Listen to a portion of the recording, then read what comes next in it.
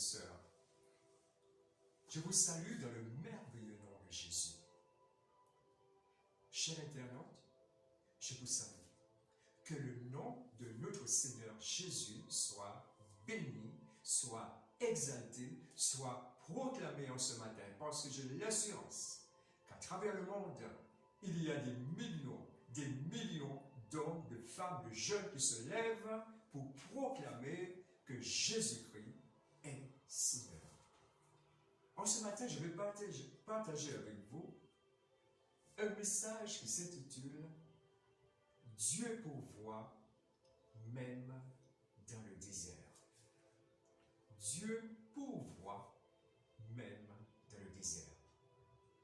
Dans ce monde, il y a beaucoup de déserts. Nous connaissons tous le désert du Sahara avec ses dunes, où la température extérieure le jour peut atteindre les 60 degrés. Mais il y a encore d'autres types de déserts. Il y a vraiment des déserts de sel, comme en Bolivie, ou aussi des déserts froids, comme dans l'Antarctique. Mais quel que soit le type de désert, nous voyons que pour l'homme, c'est aride, on n'a pas envie de vivre, c'est inhospitalier. La Bible nous parle aussi d'un désert qu'a traversé les enfants d'Israël. Durant 40 ans, ils ont traversé un immense désert à cause de leur incrédulité.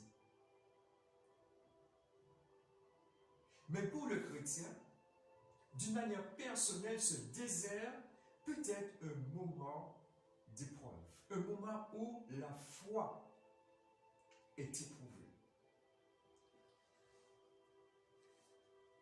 Et nous allons voir à travers l'histoire de deux hommes comment ils sont passés, effectivement ils sont passés à travers un désert, mais comment surtout Dieu les a retirés. Parce que le problème peut venir, mais c'est surtout ce qui est important, c'est la solution. Et la solution, bien souvent, ne vient pas de nous parce que nous sommes dans un désert, mais la solution vient de Dieu. Donc, le premier homme que nous allons voir, c'est l'histoire d'Abraham. Abraham, nous connaissons tous un peu son histoire. Dieu l'avait comblé de bénédictions. Il avait des troupeaux, un grand nombre, il avait des servantes, il avait des serviteurs, il avait des biens considérables. Mais malgré tous ces biens, eh bien, le couple, puisqu'il était marié à Sarah, le couple traversait un désert.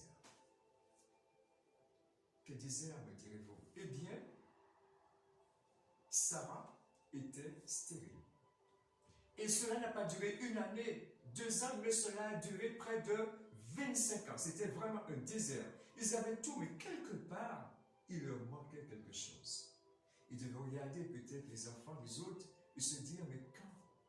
Si au moins j'avais un enfant. Et ce désert a duré des années. Et c'était vraiment un désert parce que d'une manière médicale, il n'y avait pas de solution. Impossible de procréer. Abraham, par le poids des années, était usé, son corps était déjà usé. Donc, humainement parlant, c'était impossible. Et aujourd'hui, on pourrait dire, le dossier est classé. Pas de solution. Mais dans ce désert, Abraham avait un oasis. Parce qu'il avait une vision que les hommes ne voyaient pas. Sa vision s'appuyait sur les promesses de Dieu. Quand le Seigneur l'a appelé, le Seigneur a dit qu'il fera de lui une grande nation. Et les années se sont passées, les années ont passé, mais rien ne venait. Mais Abraham avait un oasis. Il s'appuyait sur les promesses de l'Éternel. Et un jour, le Seigneur lui a dit que sa postérité serait semblable aux étoiles du ciel. Que fit Abraham? Pas d'enfant, les années passent et toujours rien, mais il est dit qu'Abraham eut confiance en l'Éternel. Il croyait que ce que Dieu avait dit, il était capable de le réaliser. Il fortifiait sa foi. Dieu a dit, donc Dieu va faire. Dieu a parlé, donc Dieu va réaliser.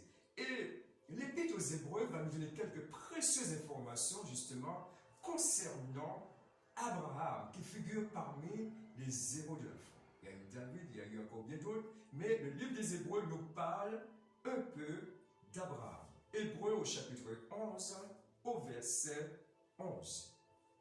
C'est par la foi que Sarah elle-même, malgré son âge avancé, fut rendue capable d'avoir une postérité, et elle enfanta parce qu'elle crut à la fidélité de celui qui avait fait la promesse. Amen. Amen. Donc, Sarah a cru. Abraham a cru. Malgré que médicalement parlant c'était impossible, mais ils ont cru que la foi en l'Éternel, eh bien, le Seigneur pouvait leur accorder ce qu'il désirait. C'est vrai, à un moment donné, influencé par Sarah et la coutume de l'époque, eh bien, Agar a mis au monde Ismaël. Mais ce n'était pas l'enfant de la promesse. Le Seigneur a dit, ok, tu as fait une expérience, mais ce n'est pas encore celui-là que je désirais pour toi. Et alors l'après-midi, puisqu'on sait qu'Abraham était un nomade, il avait des tentes, et alors l'après-midi, il était là. Il faisait certainement très chaud, et il voit venir vers lui 3 visiteurs.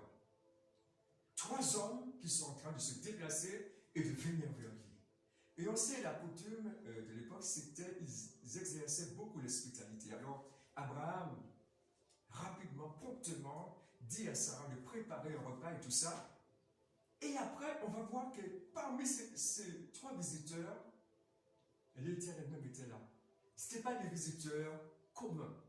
Parce qu'à un moment donné, l'un d'entre eux va dire, où est Sarah? Je reviendrai à la même époque et Sarah, ta femme, aura un fils. Donc on voit que celui qui peut donner la vie n'est autre que Dieu lui-même, qui donne la vie, qui crée la vie. Sarah aura un fils. Et quand Sarah entend ça, eh bien, elle se met à rire. Elle se dit, mais moi qui suis vieille, comment je pourrais encore avoir un enfant? Et le Seigneur qui connaît toutes choses a dit, en discutant un peu avec Sarah, dit, tu as ri. Et nous savons que la promesse, ce que Dieu a dit, s'est réalisée. Sarah a eu un fils après près de 25 ans d'attente. Donc, Dieu est le Dieu qui répond. Dieu est le Dieu qui agit. Il va au-delà de nos espérances. Il va au-delà de ce que parfois les médecins ont dit, de ce que les hommes disent, parce qu'il n'y a rien d'étonnant de la part de l'Éternel. Et après les 25 ans, le fils est arrivé. Et après 25 ans, Sarah a une sensation qu'elle n'avait jamais éprouvée. Son corps a commencé à changer. Elle a commencé à ressentir un petit tête qui bougeait en elle, jusqu'à ce que Isaac soit né. Et on peut voir la reconnaissance on peut sonner un peu la reconnaissance de la famille. Parce que l'enfant de la promesse, enfin, après des années et des années, était bien là. Était là physiquement. Dieu, donc, il y avait cette promesse qui était, je dirais d'une manière, qui était là dans l'invisible. Dieu a ramené les choses invisibles à une réalité concrète. Comme tant d'hommes et de femmes, comme nous chrétiens aujourd'hui, nous passons parfois dans un désert. Mais s'il y a un désert, surtout, il y a une solution. Il y a un Dieu qui pourvoit à tous nos besoins. Et Abraham, il a réussi par sa foi en Dieu. Et après, ce n'était plus un désert parce que Dieu lui avait accordé ce qu'il désirait. Le deuxième homme que je vais vous parler, qui traversait ce désert, est Élie. Le désert est arrivé dans sa vie, alors qu'il venait d'accomplir un exploit extraordinaire. Alors il y avait un défi, il avait convoqué tous les faux prophètes de Baal, et il y avait un défi, il leur a dit, mais invoquez votre Dieu. Et tout le peuple était là en train de regarder. Invoquez votre Dieu. Et le Dieu qui répondra par le feu, c'est celui-là qui sera le vrai Dieu. Et le peuple spectateur regardait un peu la scène. Et ne voyait-il pas que les faux prophètes ont commencé à invoquer leur Dieu, à faire seulement des incantations, à faire même des incisions, et cela a duré pendant toute la journée. Mais il n'y a eu aucune voix, même pas une étincelle de feu. Élie était en train de regarder, ainsi que tout le peuple, et vers le soir, Élie s'approche. Et dit au peuple, approchez. Et tout le peuple s'approche parce qu'il veut voir, quand même, ils veulent connaître ils veulent connaître l'identité du vrai Dieu. Et le peuple s'approche, alors Élie va rétablir l'autel, parce que l'autel de Dieu avait été renversé. Mais Élie va rétablir l'autel de Dieu. Il va mettre le bois et tout cela. Il va préparer les sacrifices. Il mettra sur l'autel, et en plus de cela, pour voir que pour lui c'était beaucoup plus compliqué, il va verser l'équivalent de plus de 30 litres d'eau sur l'Holocauste, les sacrifices. Et maintenant, il va invoquer son Dieu. Il va prier. Et il dit, il n'a pas attendu une journée. Il n'a pas attendu le lendemain. Mais un instant, le feu de Dieu est descendu à consumer l'Holocauste. En un instant, le feu de Dieu est descendu. Et le peuple, à ce moment-là, a reconnu qui est le vrai Dieu. C'est que le Dieu que servait Élie, c'est vrai, il n'était pas majoritaire, mais il est resté ferme, accroché au Dieu de ses pères, à l'Éternel. Il est resté vraiment dans les enseignements du Tout-Puissant. Et là, il vient d'accomplir ce miracle. On peut imaginer sa joie, que le peuple reconnaisse enfin le seul vrai Dieu. Mais l'histoire ne s'arrête pas là. Il y a une terrible misère qui s'était abattue sur le pays d'Israël. Il y a une grande malédiction qui s'était abattue sur Israël. Pendant 3 ans et demi, eh bien, pas d'eau. Le lieu, on peut imaginer, était un peu désertique. Et Élie, encore par la prière, va invoquer son Dieu. Et il dit que la première fois, rien ne s'est passé. De cela nous montre la persévérance. Parfois, la première fois, on ne voit rien du tout. Mais il ne faut pas s'arrêter. Il faut qu'on continue à persévérer. Il faut continuer à croire que le Dieu du ciel peut répondre. Il va continuer à prier. Il a prié la première fois. Il va dire à son serviteur, vas-y, regarde. La deuxième fois, et cela a duré jusqu'à la 7e fois. À un moment donné, il a vu comme une pomme de main. Et peu à peu, le ciel s'est rempli de nuages et la pluie, une pluie torrentielle s'est abattue sur la terre d'Israël. Donc on peut imaginer un peu la joie, la force qu'il y a. La joie de Dieu qui l'envahit, la force de Dieu qui l'envahit. Et après, heureux de cela, il va faire comme un marathon, il va courir devant le char d'Akan, il va courir, Dieu va lui donner, parce qu'il y a une force qui vient de Dieu. On voit que ce n'est pas une force physique, mais ce n'est pas une force qui vient de lui-même, mais une force de Dieu qui l'envahit. Et il va courir, il va courir, il va courir. Il va laisser le mont Carmel jusqu'à Gisèle. Il va faire près de 27 km. Vous pouvez imaginer un peu la scène. Parfois déjà, lorsqu'on dit 2 km, eh bien, il n'y a plus personne. Mais là, il va courir, il va courir. Dieu va lui donner la force. Il va courir parce que cette force Imaginez cet homme rempli de force, rempli de courage, rempli de détermination, prêt à braver vraiment tous les obstacles. Mais non, il a fallu un message. Et ce message ne venait pas de n'importe qui. Ce message venait d'une sorcière du nom de Jézabel. Il dit, oh, tu as tué mes prophètes, ok. Mais sache que demain, le même sort aussi t'attend. Sache que demain, la mort aussi t'attend. Et il dit que face à ce message, ce n'est plus l'homme courageux qui a pu défier les 400 prophètes de Baal. Il est dit que le découragement l'a saisi. Et qu'est-ce qu'il a fait? Bien, il a fui dans le désert. Donc le désespoir l'a envahi. Il s'enfonce dans le désert. Il oublie, il va de la solitude, il s'enfonce. Donc on peut penser un peu qu'il devient même dépressif. Il n'a plus goût à la vie, il n'a plus goût à rien. Il s'en va, il ne sait pas ce qui va se passer, il s'en va. Et on va voir cela dans 1 Roi, au chapitre 19, versets 3 à 4. Élie, voyant cela, se leva et s'en alla pour sauver sa vie. Il arriva à Beersheba, qui appartient à Juda, et il y laissa son serviteur.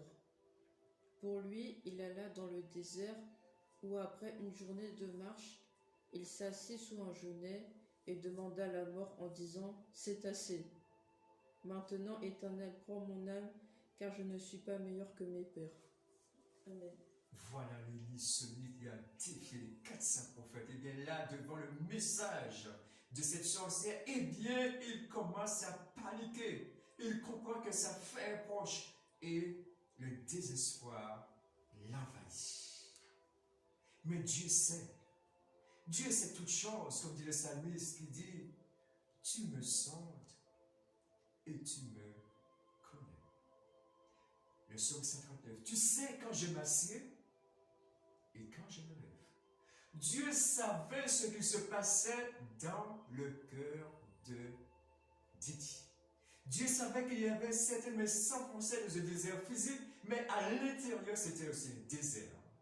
Parce que tout ce qui faisait sa force, c'est bien s'éloigner du désert. Et Dieu lui-même va intervenir.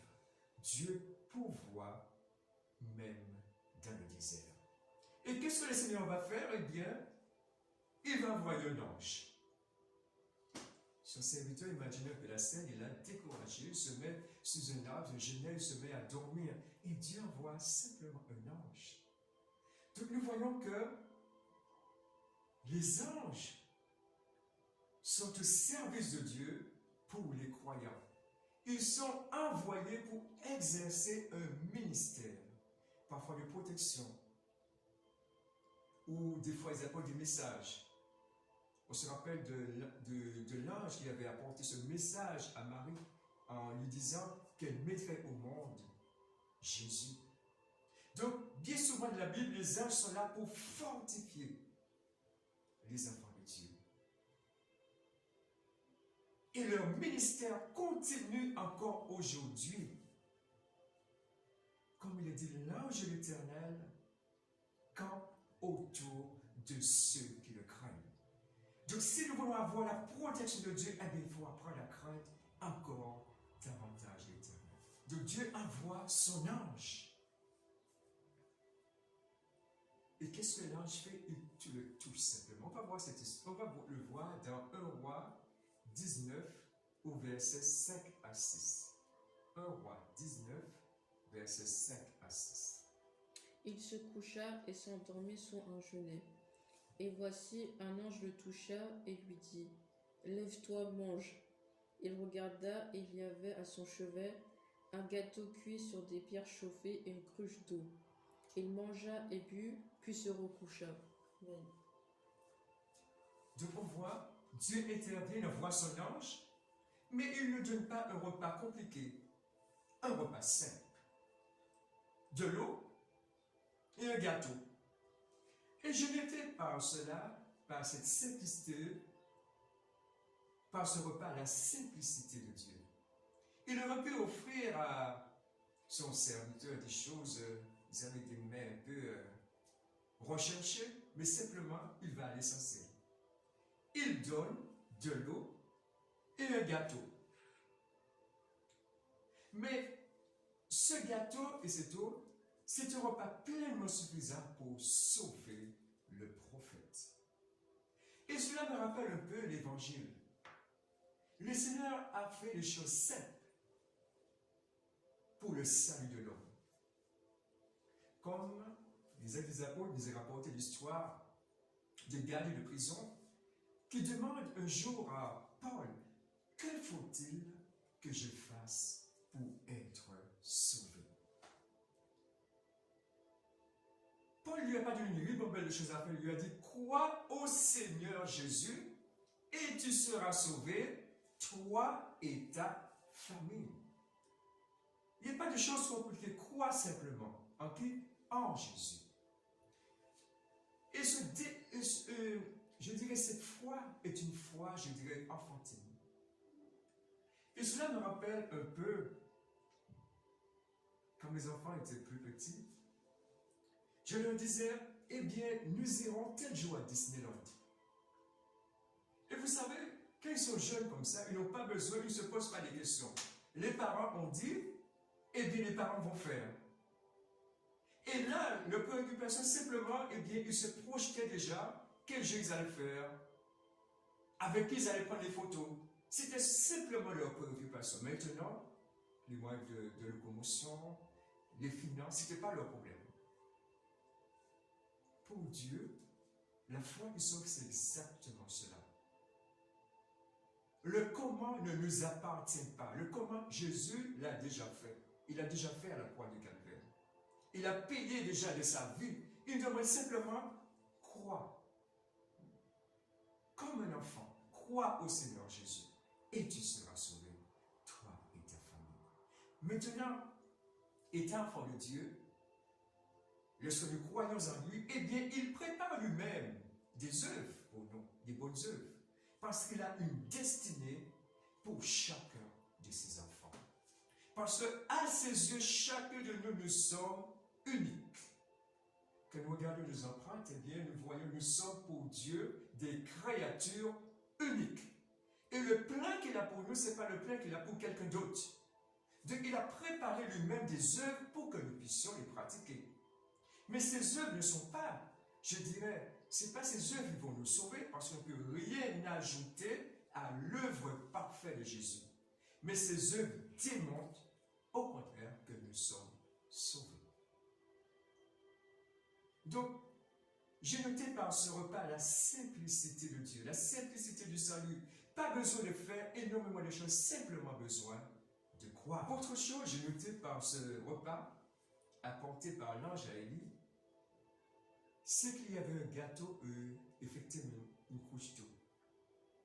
Et je me suis dit, mais qu'est-ce que ces deux éléments peuvent symboliser pour la génération d'aujourd'hui? Ce pain, cette eau, nous savons, ont permis au prophète Élie de marcher pendant 40 jours et 40 nuits.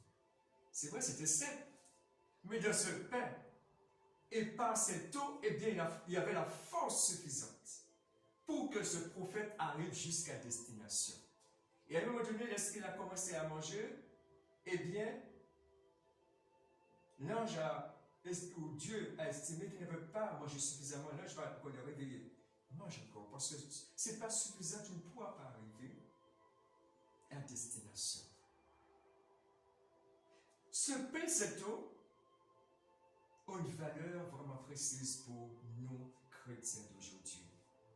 L'eau de la parole, c'est une image de l'Esprit de Dieu qui désaltère notre âme assoiffée. Cette eau, elle remplit notre cœur. À coup puissamment, pas comme une rivière, mais elle veut couler dans notre cœur comme un fleuve. Voyons un passage dans le livre de Jean, ce passage qui montre que l'eau n'est autre que l'Esprit de Dieu. dont nous avons besoin pour nous désaltérer. Et l'eau, comme nous le savons, passe. Lorsqu'il y a de l'eau, cela passe partout, vous voyez. Et bien l'eau aussi veut passer dans tous nos traites. Veut passer, pas comme une petite rivière, mais Dieu désire que cela passe comme un fleuve. Voyons Jean au chapitre 7, versets 37 et 38. Le dernier jour, le grand jour de la fête, Jésus, se tenant debout, s'écria : Si quelqu'un a soif, qu'il vienne à moi et qu'il boive. Celui qui croit en moi, des fleuves d'eau vive couleront de son sang, comme dit l'Écriture. Amen. Amen. Si quelqu'un a soif, donc le tout aussi c'est d'avoir soif de Dieu, soif des choses de Dieu, parce qu'on ne peut pas, si on n'a pas soif, on ne peut pas boire. Donc il faut avoir soif de Dieu, soif des choses, soif de la vie de Dieu.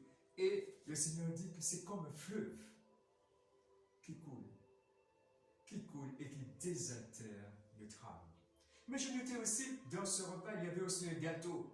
Ce gâteau qui symbolise aussi quelque chose de précis, qui symbolise ce qui a traversé des siècles, ce qui a traversé des siècles où des hommes ont été inspirés pour écrire la sainte parole de Dieu, qui met en lumière la puissance, la vie du Seigneur, son amour, ses enseignements, qui nous révèlent que Dieu nous aime, que Dieu n'est pas un Dieu lointain, mais qu'il nous aime et qu'il se préoccupe de tout ce qui nous arrive, qu'il se préoccupe de notre désert, qu'il se préoccupe de tout ce que nous pensons.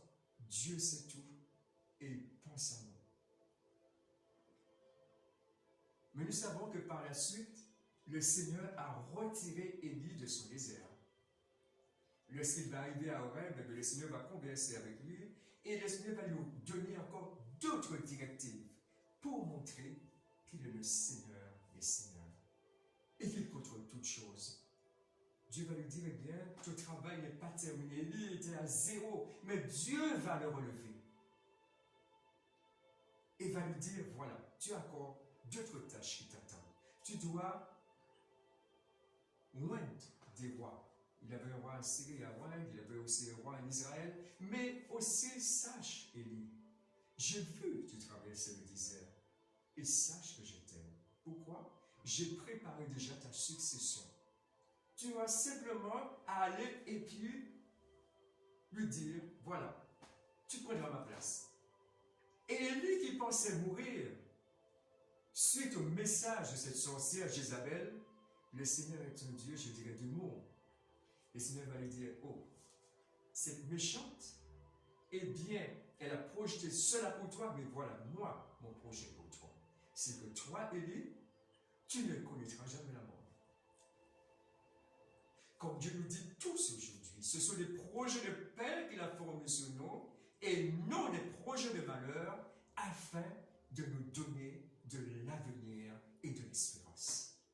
Et nous voyons qu'Élie est les grands hommes, ainsi qu'Enoch, à ne pas connaître la mort. Dieu, lorsque sa tâche est terminée, il savait à peu près que Dieu allait l'enlever, et il y a ce successeur Élisée qui était là, mais à un moment donné, des chars de feu sont venus et ont séparé Élisée d'Élie. Et Élie est monté dans le char de feu vers Dieu. Donc les projets des hommes ne sont pas les projets de Dieu. Les hommes prévoient cela, mais Dieu prévoit autre chose. Et nous devons plutôt, comme Abraham, nous appuyer sur les promesses du Tout-Puissant. Capable de défier les lois naturelles, parce que tous les grands médecins à l'époque d'Abraham disaient c'est impossible. Sarah, retourne chez toi, c'est impossible. Pense à autre chose. Mais Dieu a dit non, je vais au-delà des lois de la nature. Pourquoi? Parce que quand il a parlé, il réalise ce qu'il dit. Il n'y a rien qui peut contrecarrer ses desseins. Donc, mon frère, ma soeur, cher internaute, quel que soit aujourd'hui le désert que tu passes, sache que s'il y a un commencement, il y aura aussi une fin. Sache qu'au-dessus de tout, il y a celui qui domine toutes choses, le Dieu qui a retiré Abraham du désert, le Dieu qui a retiré Élie du désert, le Dieu qui continue à retirer des millions d'hommes du désert, eh bien, il le fera encore aujourd'hui. Pourquoi? Parce que Dieu est le même, hier, aujourd'hui et éternellement. Donc que le Dieu Tout-Puissant puisse encore en ce matin nous bénir et que nous puissions nous fortifier dans la parole de Dieu, fortifier notre foi et que son esprit nous remplisse pour que des fleuves d'eau vive puissent couler dans notre cœur. Donc soyez bénis, que le Seigneur nous fortifie. Même dans le désert, il pourvoit à nos besoins. Il est le Dieu qui ne change pas. Il est le même hier, aujourd'hui, éternellement. Donc, quel que soit le désert où tu passes, sache qu'il y a une solution. Sache que Jésus est la solution. Confie-toi de ses promesses, comme Abraham, qui n'avait pas la Bible comme nous, il n'avait pas vraiment tous ses écrits, tous ses 60 livres, mais il a dit, Dieu m'a dit qu'il me donnerait une postérité. Dieu est capable de réaliser. Alors faisons comme Abraham, imitons la foi vraiment de ces hommes qui ont cru Dieu et qui ont obtenu finalement ce qu'ils désiraient. Parce que Dieu est celui qui exauce. Donc, encouragez-nous. Encouragez-nous. Ce n'est pas le moment de baisser les bras, mais fortifiez-nous en Jésus. Fortifiez-nous de sa parole. Et que le Seigneur